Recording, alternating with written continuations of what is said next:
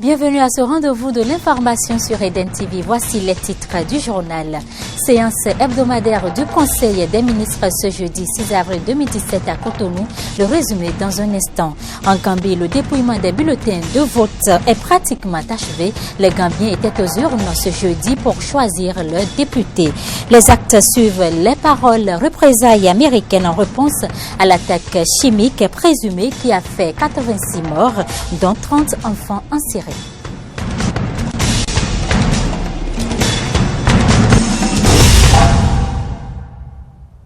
À nouveau, bonjour.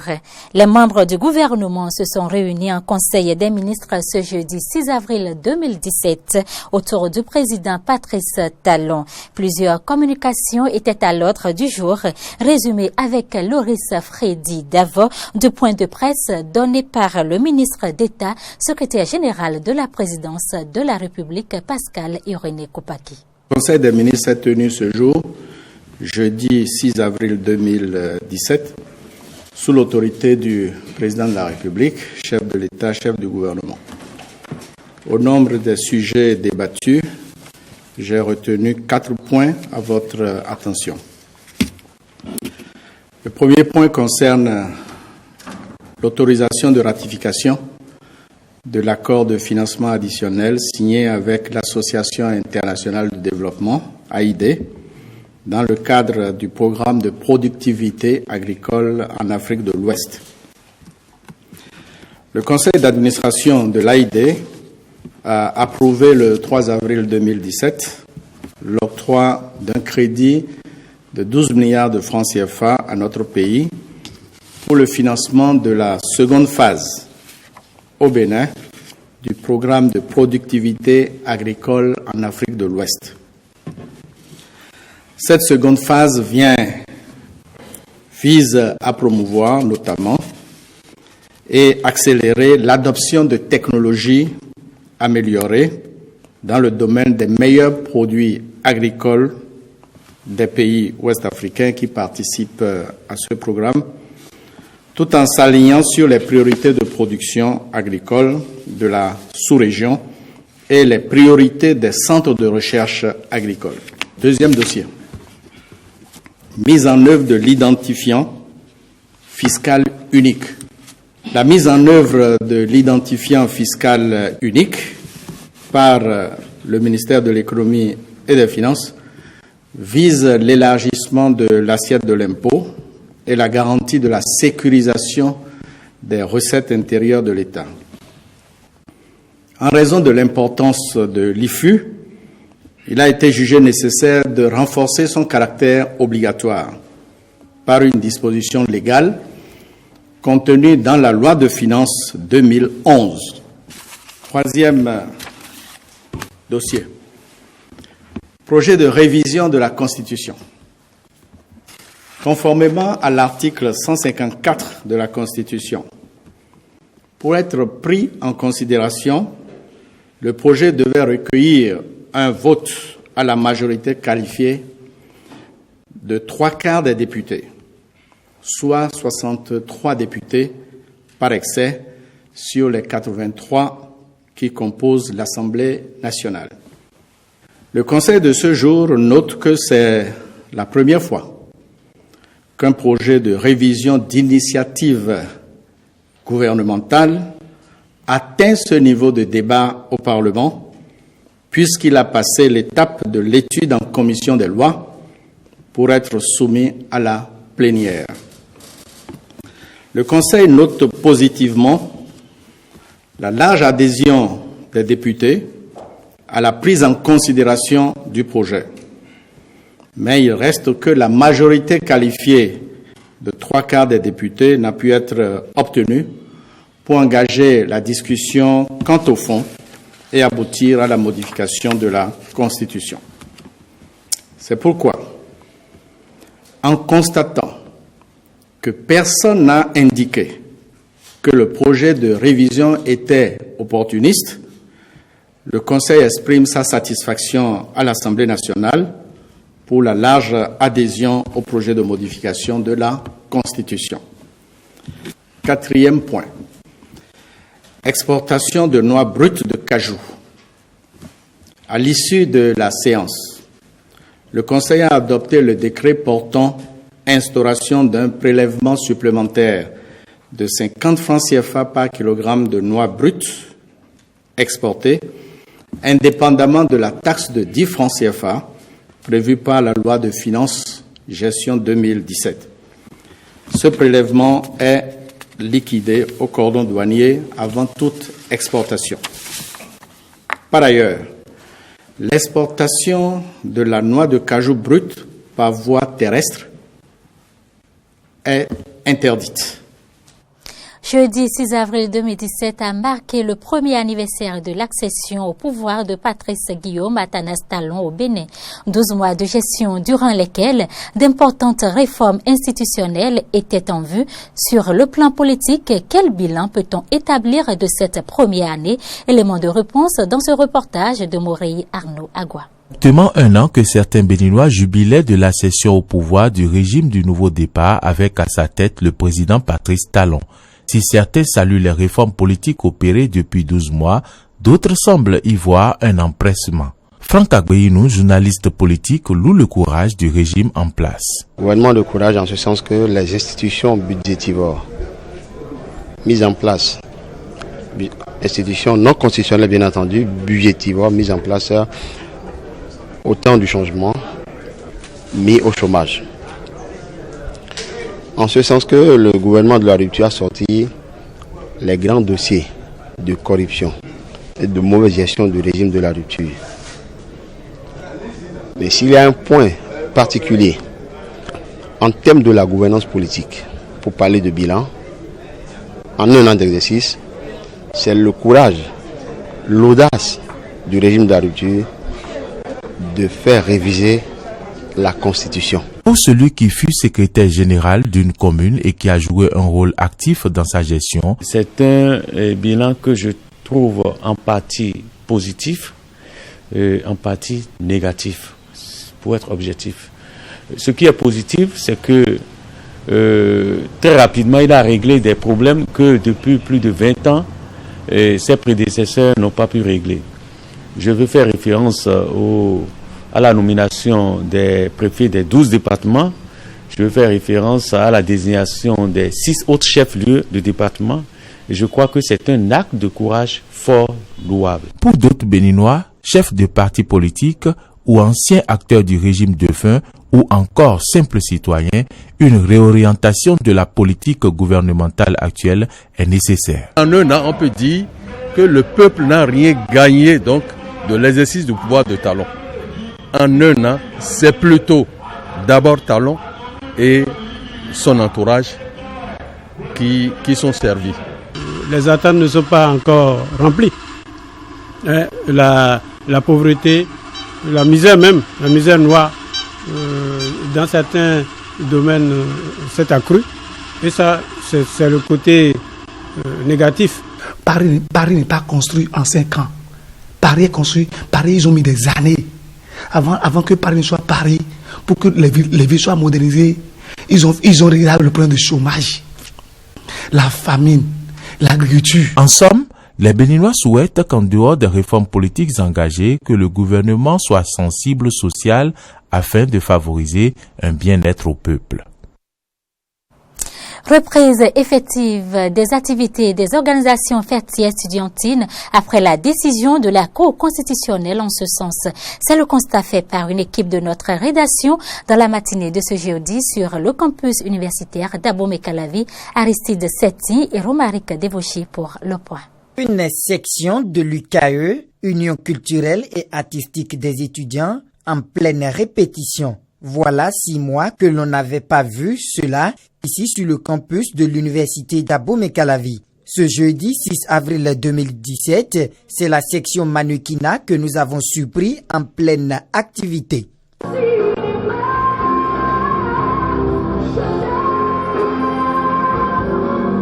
La décision de la Cour constitutionnelle du 16 mars 2017 déclarant l'inconstitutionnalité du décret du 5 octobre 2016 portant suspension des activités des fédérations, unions, associations d'étudiants dans toutes les universités nationales du Bénin, produit déjà des effets à l'UKAE. Et pas qu'ici. À l'UACE, ensemble artistique et culturel des étudiants, les changements engendrés par cette décision se font déjà remarquer.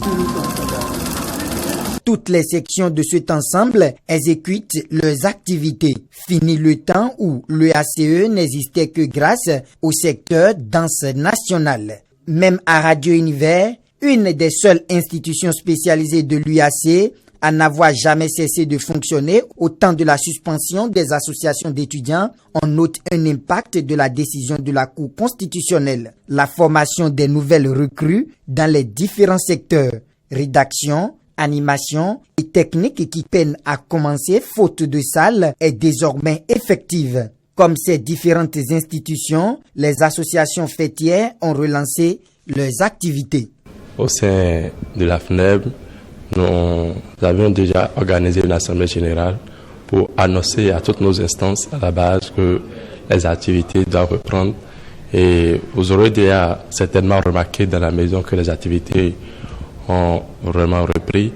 À preuve, la Radio Univers est en train d'organiser une séance de formation déjà avec les nouveaux recrues. Je peux vous rassurer que de par la décision de la Cour constitutionnelle qui juge non avenu et de nul effet, la décision gouvernementale du 5 octobre 2016, nous avons repris les activités. L'heure au sein des fédérations, unions et associations d'étudiants est également à l'évocation des perspectives.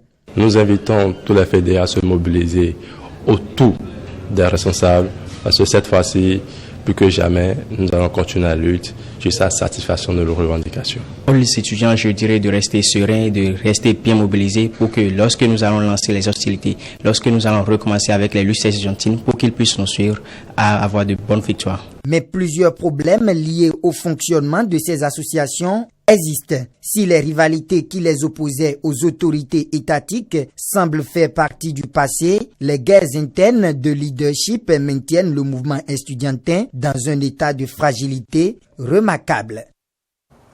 La cérémonie de clôture du projet CERAFT a eu lieu ce mercredi 5 avril dans un grand hôtel de la ville de Cotonou. Après 2 ans de formation et d'encadrement, les femmes ont été outillées pour élaborer des plans d'atténuation face aux conséquences des inondations. Compte rendu, Roland Laurent Tonekes et Damien Pedro. Le projet CERAFT Community Resilience and Action to Reduce Flood Threats est à son terme. Durant 2 ans, ce projet de Caritas Bénin soutenu par l'USAID a contribué à former les femmes pour faire face aux risques et conséquences de l'inondation. Je reste et demeure persuadé que ce projet a suffisamment préparé les communautés pilotes à faire face aux éventuelles inondations. Nous savons tous que ce projet a contribué de façon significative à renforcer les capacités de groupement de femmes et à mobiliser les communautaires autour d'une cause commune qui est l'inondation. L'impact du projet CERAFT est bien perceptible. 51 villages, 423 groupements de femmes, 40 833 ménages issus de 3 communes en ont bénéficié. La représentante des femmes bénéficiaires a remercié l'USAID et la Caritas Bénin. Le représentant du gouvernement, à son tour, après ces mots de remerciement, a plaidé pour la pérennisation du projet et son extension vers d'autres communes du Bénin. Et je voudrais également ici, en nos noms, dire un merci.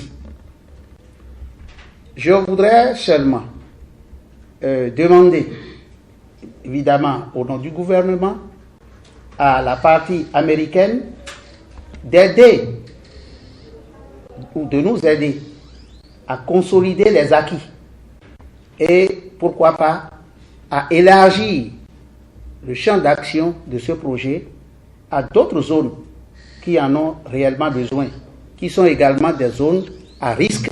En attendant donc la pérennisation du projet, les femmes de Bopa, Atiémé et Semenpodji n'auront plus de soucis face aux conséquences des inondations. Dans l'actualité internationale, le dépouillement des bulletins de vote est toujours en cours, mais presque achevé en Gambie. Les électeurs gambiens étaient appelés aux urnes jeudi pour choisir le député. Il s'agit des premières élections depuis le départ de Yaya Jammeh, suscitant l'espoir d'un réel équilibre des pouvoirs après 22 ans de toute puissance de l'exécutif. Commentaire.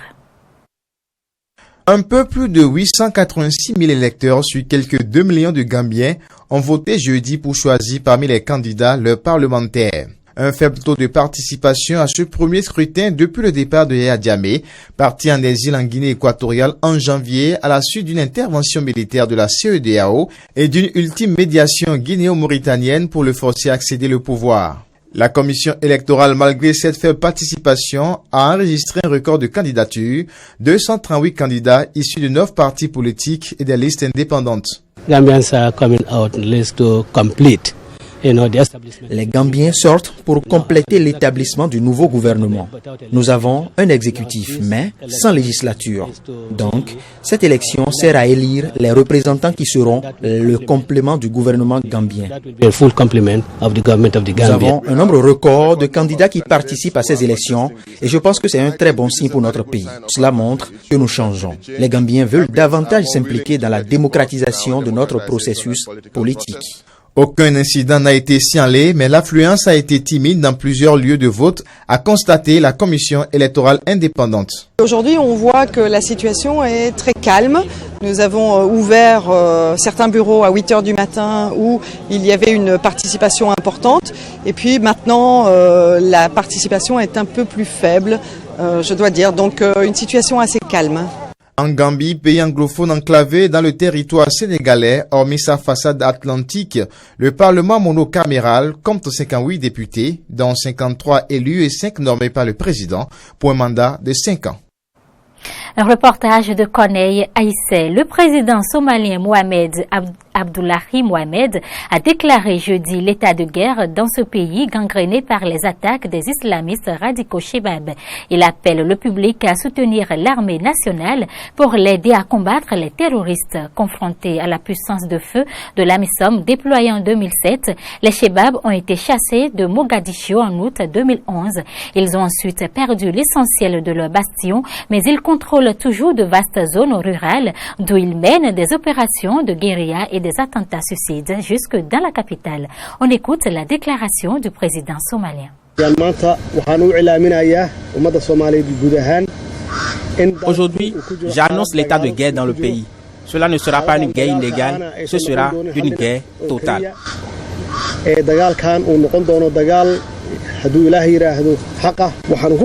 Nous proposons au Chebab l'amnistie dans les 60 jours et nous les accueillerons de façon cordiale. Nous les appelons à déposer les armes qu'ils utilisent pour tuer leur peuple. Religion dans cette édition, le patriarcat copte catholique en Égypte a annoncé jeudi la visite du pape François dans le pays. Les préparatifs vont donc démarrer pour accueillir le souverain pontife à la fin du mois d'avril. Suivez plus tôt. Voyage qui se distingue par l'acceptation de nombreux points de vue. شكرا بشكر حضراتكم ونتمنى لكل لقاءات أخرى شكرا. C'est un tournant dans le conflit syrien, 3 jours après l'attaque chimique qui a fait 86 morts, dont 30 enfants. Donald Trump a déclenché des frappes contre la Syrie en riposte à cette attaque chimique présumée imputée au régime de Bachar al-Assad, le président syrien. Le président américain exhorte les nations civilisées à faire cesser le carnage dans ce pays en guerre. Reportage Fréjus Serlan.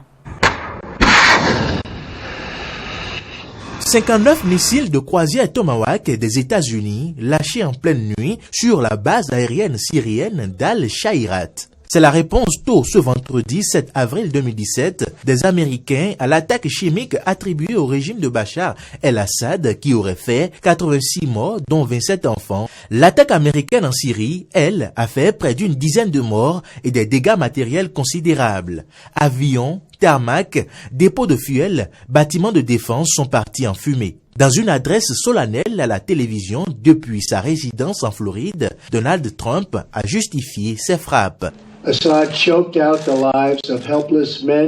Assad a arraché la vie à des hommes, femmes et enfants sans défense. Ça a été une mort lente et brutale pour beaucoup d'entre eux.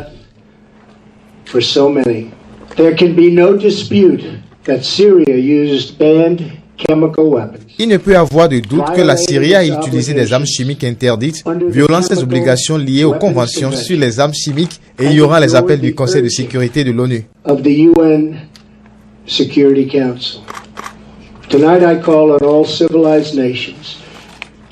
Ce soir, j'appelle toutes les nations civilisées à se joindre, à œuvrer pour mettre fin au massacre et au bain de sang en Syrie et à mettre fin au terrorisme de tout genre et de tout type.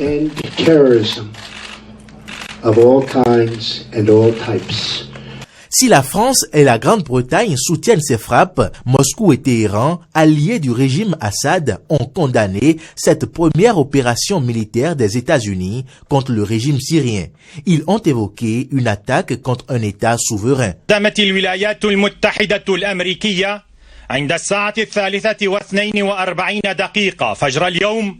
Les États-Unis ont mené à 3h42 une agression flagrante contre l'une de nos bases aériennes dans le centre avec des missiles faisant 6 morts, des blessés et d'importants dégâts matériels.